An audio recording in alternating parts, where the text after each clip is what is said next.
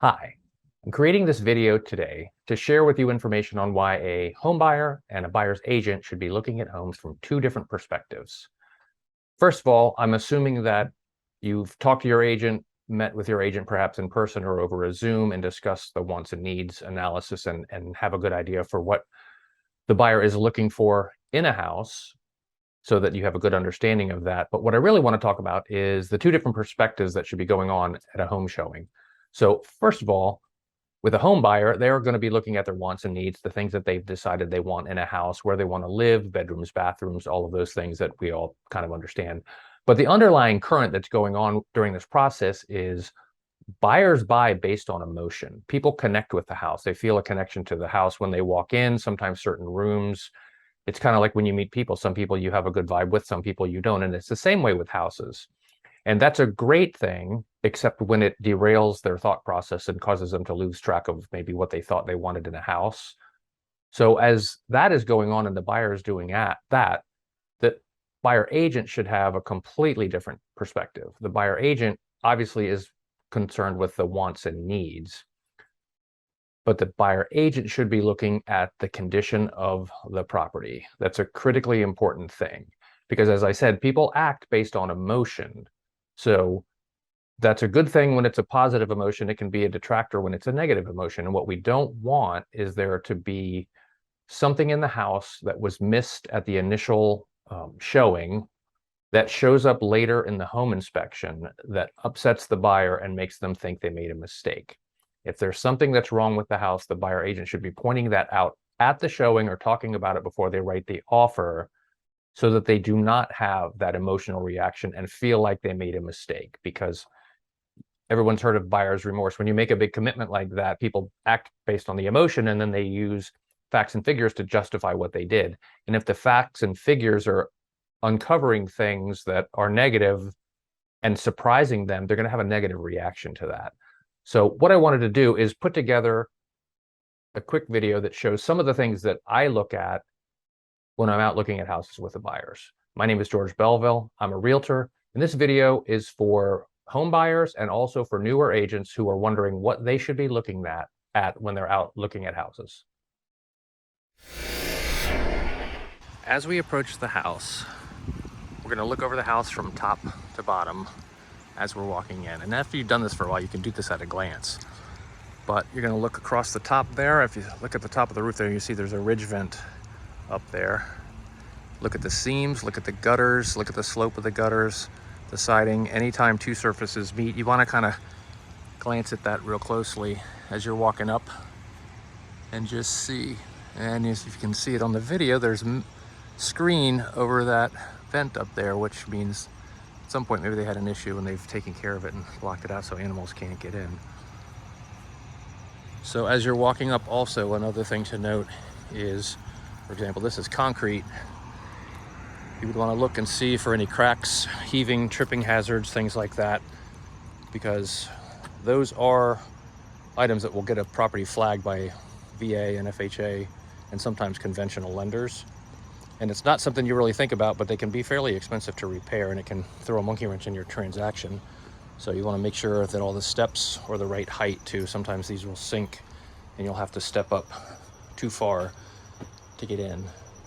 And then when you get to the front, you do a quick look around just to see the condition, the caulking, all that. Kind of gives you a window into how the property was cared for. Okay, upon entering the house, first thing we're going to do is take off our shoes unless the house is really dirty. So you should always wear slip-on shoes and socks when you're out looking at houses or showing houses, because you can feel things with your socks that you can't feel when you have your shoes on, and that's one of the things we're going to be talking about. So the process for looking at each room is really the same other than the bathrooms and kitchen, which have plumbing. But the first thing you want to do is look at the ceiling and look for any signs of bowing, splits, cracks, anything that would indicate a structural issue, then also any evidence of moisture or anything like that. Almost every house that has an upstairs bathroom has had a leak, either through a plumbing leak or a shower, someone spilling water, whatever the case may be with little children. So you definitely want to look for that. Could be old, could be new if you see it.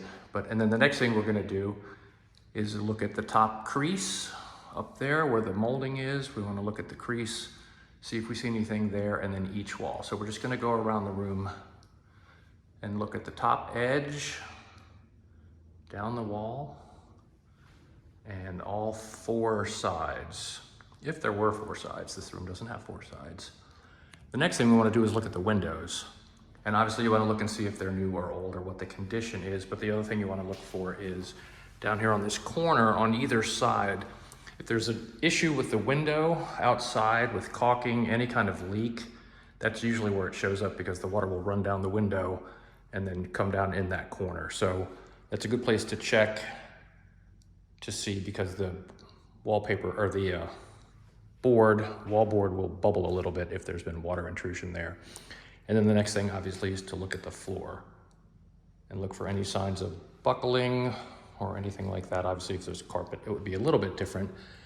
And then I'm not going to do that for each room because it is really the same for each room. The ceiling, the top edges of the walls, the 4 walls, and then the floor. That's what we would be looking for. Then we're going to quickly look in the kitchen here, and it's the same thing. We're going to look across the top, and then I always like to get a little bit far away and look at the ceiling to see if there are any issues with ceilings. Sometimes there are, because there are plumbing vents that go out through the ceiling, and sometimes the water will drip back down those, and the kitchen is a likely place to see it. And then the same thing, the 4 walls that we're going to look at. Obviously you look at the appliances to just see the general condition, but we're not going to turn them on or start them or do anything that would actually be a home inspection. One thing I do like to do though is look under the sink. A, check if there's a garbage disposal, because there isn't always one depending on the house. And then B, look underneath to see if there's any signs of water damage, because sometimes they'll have this down as protection, other times they'll have it down to hide a leak. And again, a lot of houses will have over time have a leak from the sink. That's not unusual. Washers go bad and things like that. So that's what we would do in here. Same thing, 4 walls, ceiling, floor, and keep an eye out for anything unusual. Another reason to have socks on is as you go up the steps, you want to listen for any creaking or any signs of shifting or split. Sometimes the chair or the stair treads that you step on will actually split over time, and you'll be able to feel it with your foot. And then we have the bathroom. And again, it's the same thing. Ceiling all the way around.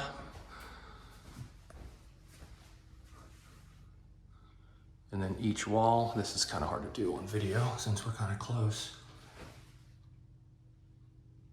And then the other thing we're going to do, anytime you're in a shower or a tub, you're going to look to see what the condition of the caulk is and see if there are any holes or gaps or anything missing inside and around the edge. Because over time, even a little bit of water dripping through there can create issues. You can have water damage in the back. Home inspector will tap all these tiles to see if any of them sound hollow, which could be an evidence of damage behind it. Obviously, we're not going to do that on a showing.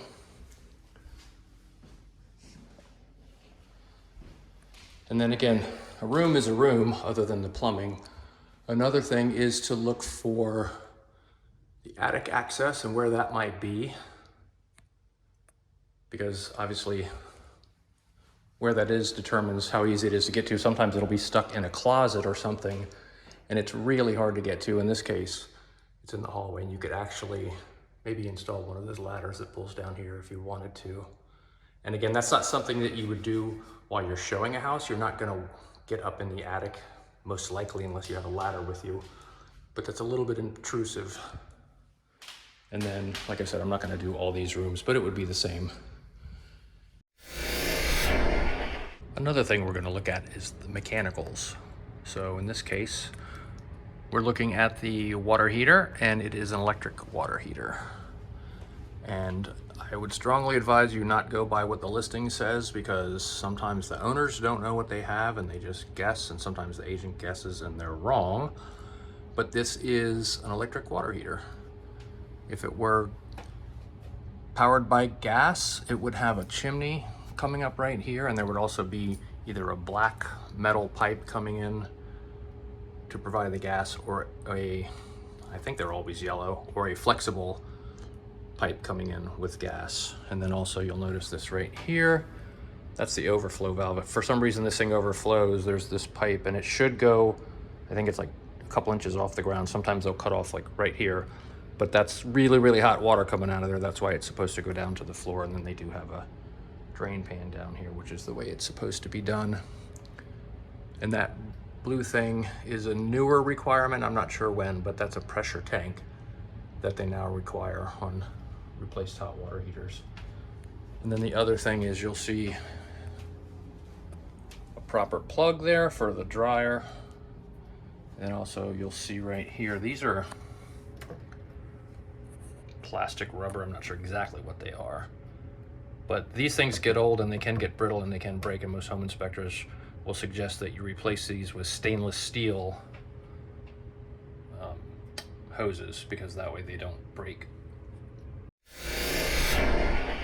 The next thing we want to look at is the HVAC system, and there are many different kinds, and this isn't a video about HVAC systems. This one happens to be a heat pump. But one thing that is good to note, again, going back to what I said about not necessarily relying on what the agent puts in the listing, is if you can find this on the unit, and almost even an older one will still have this, so they don't always have this information. But if you look, see if I can point to it right there. It says date of manufacture, June 2018. Hopefully you can read that. So that doesn't necessarily mean when it was installed. Sometimes these things can sit in a warehouse, but you could guesstimate that maybe this was done in 2018 or 2019, which means it's relatively new, which is a good thing. You don't necessarily have to go by what the agent has in the listing, because like I said, sometimes they are incorrect. And also sometimes you'll see there'll be a sticker on here that is a service record. A lot of the service companies put stickers on there so that they can see when it was last serviced, but it's really so that their name and phone number is handy if the seller needs it, if they want to call them again. If the house has a garage, it's the same as any other room. We're going to look at the ceiling, the four corners, and all of that, so I'm not going to go through that again. But the other thing you want to look at is look at the base of the doors and see if they are flat against the ground and if they are level. A lot of times these doors will get out of level and there'll be a gap, which means they're not shutting properly, which means you can get mice and other animals and things like that, and it should seal pretty well. There's a little bit of light coming through right there, but that's not unusual. Because one thing to note in this house, at least I didn't mention it when I was upstairs, but there's living area above this garage. That's another reason why I recommend you take off your shoes and wear your socks. Because when it's really cold or really hot and you're showing a house and you're in those rooms above this garage, you can feel, if you feel cold air in the winter, then you know there's an insulation issue and it wasn't insulated effectively, and then that bedroom is going to be cold. And then I don't recommend opening garage doors when you're showing a house, because sometimes they'll have a pin in them, they'll have it locked, whatever the case may be. And if you hit that button and they've got it pinned or locked, you could damage it. And obviously you don't want to damage anybody's property. And then something like this, going back to contract law and attachments. So this item is attached to the house. So it would be considered an attachment and would go with the house unless it was specifically excluded from the listing. That's an important thing to take note of. Also, for example, this is a refrigerator, and refrigerators are not attached unless they have a water line. So unless this was specifically listed, this would not convey. And the refrigerator in the garage is one of the places you do have disagreements sometimes, misunderstanding, because buyers think they stay and sellers think they come with them. Okay, we're now downstairs in the basement. And the first thing you want to do when you enter a basement is stop for a second and just smell and see if you smell anything. Because in almost every unfinished basement and a lot of finished basements, they don't actually have it connected to the HVAC system to pull the air from the basement and run it through the system. And that's what gets the moisture out of the air. So that's why sometimes basements are damp and musty. It's just because the air isn't moving and it's not being pulled out of here and run through the system. So if you walk in a basement and you don't smell any kind of damp and musty, that's a good sign. Sometimes even when it's a dry basement, you'll still get a little bit of that just because the air isn't moving. So in this property, and this is a cinder block basement, and cinder block is solid but porous, so water can get through here. Usually you'll see that in the corners. I'll point that out if there is any. This house, fortunately, has a basement waterproofing system. So as you can see, there's about a 10-inch section of new cement there. And what that is they cut a hole, or they cut through the cement, they dig a trench, they put gravel in, they put a pipe in there, and then that black plastic is actually just designed so if water hits the back of it coming in, it will drop down into the pit. And then the pit runs down, and we'll get down there in a second, but there's a sump pump in the corner, so that's what that is. So if you see this, and this is really common in a house, in an older house, because houses weren't really designed to be that watertight 50, 60, 70 years ago. So if you see this, it's a good sign because it means they've taken care of whatever issue that they had. So, and again, like the prior video, we do the top, all the way across the top, all the way down the walls to the bottom seam, and then look around. So not a lot going on with the windows here. You can see there's insulation up in the ceiling. And then you can see this basement waterproofing goes along here to this sump pump. And actually, as I was talking about, with the moisture in the air, a lot of times you'll see this, they have a hose fixed going in there. It runs from a dehumidifier over there just to get some of the moisture out of the air. This right here is a radon remediation system that's sunk in the ground. So what that does is pulls the radon out from under the concrete slab, up and out. There's a fan on the outside to pump it away. And this right here is a vacuum gauge. You don't need to really read it, but you can see most installers will put a line there and there. So at a glance, you can see if the fan is working, because that's what creates enough draw to draw the fluid in there to that level. So it's just a quick, easy way to check it. So we want to check all the way around. Up here, you'll notice this house actually has a steel beam. Sometimes it'll be steel, sometimes it'll be wood, but you want to look at that. It has steel supports, and you always want to look around the base of them too to see if there's any kind of cracking or anything upsetting things there. And over here, this house actually has an outside generator, so there's 2 panels, but you want to, you're not an electrician, this isn't a home inspection, but you do want to at least look at this and just look at the condition of the wires going out, and if it's mayhem or if it's relatively constrained. This one's not too bad. But here you can see in this corner, there's a little bit of, looks like historic moisture that might have been there. You'll get a thing called efflorescence, which is where just a teeny bit of water seeps through the cinder block, and then the minerals in the water over time, just like it does in your shower, it'll become scaly, and you'll get like a white that'll show up. But this has been painted, but whatever water issue was there obviously is remediated by this basement, or by this waterproofing system. And this house also has well and septic. So inside, I'm not going to go into too much detail, but the water comes in. This is a pressure tank, and what that does is there's a rubber membrane in there. Part of it's air, part of it's water, and that is what keeps the pressure in the inside of the house. So you're not really pumping right from the well into the faucets. It goes through here, and this is what maintains it and fluctuates a little bit to keep pressure inside when you're using the water. And then that's treatment systems for the water system. And then here we have the water heater. We already discussed that in another part of the video, and here's the HVAC. So as you can see, this is actually a pretty big basement too, and you'll see this is pretty common too. You see where they've sealed these little cracks that'll show up It's very, very common in a basement to see little teeny hairline cracks in the surface. And it is a good idea to seal those up just so no moisture is getting in. And I think that's about all we have to look for down here. We've got the walls, the top, the drainage, radon, HVAC. So I think that's about it. So as I mentioned earlier, I do the inside first, and then I come outside and do a complete walk around the house so we don't miss anything. So I always like to look at the exterior windows and then along the ground here, along the house. Okay. Looking at the base of the windows, the condition of the brick, looking for any kind of splits or cracks or anything in this cement, any kind of missing mortar, because that can allow water intrusion. And then it's kind of the same as a room on the inside.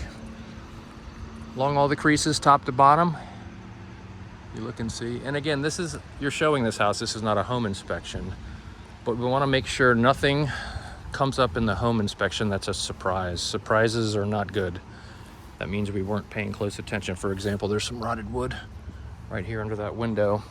That's going to be a home inspection and issue when the time comes. Not a big issue though. And then also you want to look and see how far away the water comes from the house. And this house is a good example, so you can see how there's slope from the base going away. What happens is, after 10 or 20 years of a house being sitting for a while, the area where they dug the hole for the foundation, that repacked dirt will actually settle over time, and you can get a slope going toward the house, which means that any water that comes off the roof or that stands here was actually going to go towards the basement, which is not good. And that's one of the bigger problems you see with houses. So many of them have a reverse slope like that, especially if you have a basement, you can get water coming in that way. You want to look at is the gutter. Am I pointing at it? The gutter should slope toward the downspout. That's another important thing too. It's a very slight slope, but if it's not there, you get water pooling in there. And in the winter, that can be a problem, because in the winter it turns to ice, and then you can get ice damming and other things. These two pipes coming out, those are the vent, plumbing vents that I was talking about. And you can see there's relatively new looking gaskets around them, but that is where the air goes out, which allows the water to run down the drain. Okay, and this is the chimney, which unfortunately for our purposes is really high and kind of hard to see. I wanted to point out a couple things if we can see it. Yeah, I think we can see it. So anytime you're looking at a house with a chimney, you have got to look for these things. The first thing is there a cap on the very top, which is not necessarily required, but it keeps water from getting inside. Does it have a screen around it to keep rodents out? You can see the terracotta pipe sticking out, and then right under that is the crown, which is cement, and that's smooth cement, and that's designed to let the water run off. So a lot of times you can see cracks in that from the ground. I actually keep binoculars in my car too, because sometimes it's just really hard to see. But what happens is if you get a crack in there, it'll freeze and thaw, and then that'll break, and then it needs to be replaced. And they all do. None of them last forever. It's just a maintenance item. And if you have it checked periodically, you can seal that with caulk, and it'll last a whole lot longer. But the other thing we're looking for is any kinds of missing mortar, discoloration, any recent repairs, anything like that, because masonry work can be kind of expensive. And then if you look kind of halfway down, you'll see there's a little bit of discoloration, which tells me that that gutter was probably clogged and the water was running back that way and down, which is not a big deal because it's actually watertight. And then here we have the exterior unit for the HVAC.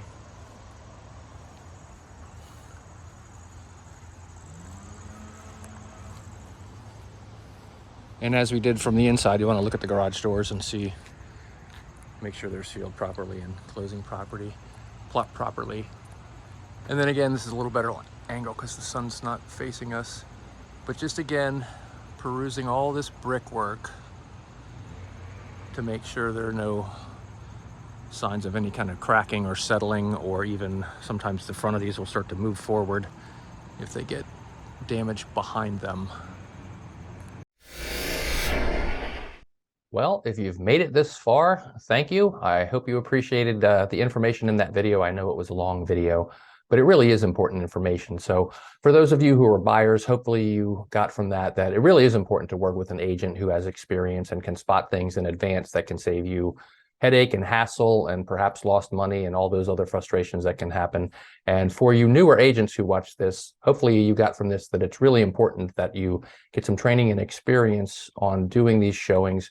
Perhaps go on some home inspections with someone and really have an expert show you around a house so you have the knowledge that you need to best represent your clients. So again, I appreciate you taking the time to watch this. If you have any questions, our contact information is below, and good luck with your home search. Have a great day.